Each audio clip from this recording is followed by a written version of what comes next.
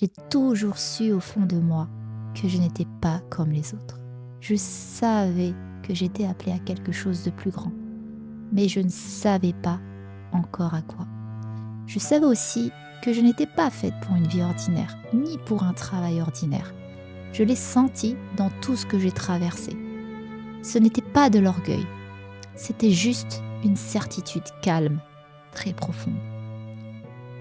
Je n'ai jamais porté cette certitude seule. Mon père voyait en moi un potentiel que je ne voyais pas encore. Depuis que je suis petite, il m'a toujours poussée à aller plus loin, doucement mais fermement. Pas pour faire comme tout le monde, juste pour que je devienne vraiment moi-même. Parfois, il croyait en moi plus que moi-même. Et un jour, il a fait quelque chose que je n'oublierai jamais. J'étais en BTS, je voulais bien faire, mais je galérais. Tout le monde avait un ordinateur. Moi, je n'en avais pas. Je n'ai rien demandé. Je savais que c'était dur à la maison.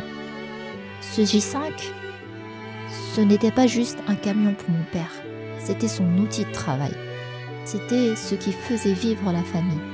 C'est avec ce camion qu'on partait en vacances, qu'on chargeait toutes nos affaires, nos souvenirs, qu'on faisait des kilomètres tous ensemble. Pour nous, ce J5, c'était un peu comme une deuxième maison. Et pour lui, c'était ce qui portait notre famille. Le lendemain, il est parti au marché avec son vieux J5 comme d'habitude.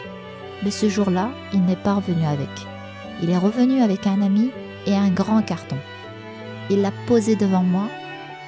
À l'intérieur, il y avait un ordinateur.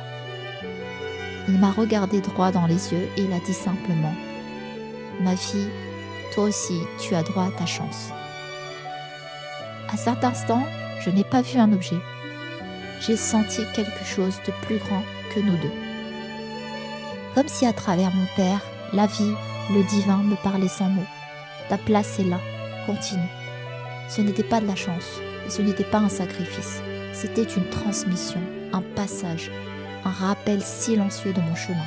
Ce jour-là, mon père ne m'a pas seulement donné un ordinateur, il m'a ouvert une voie que je n'avais pas imaginée, une voie qui me préparait déjà en silence à ma mission de cœur.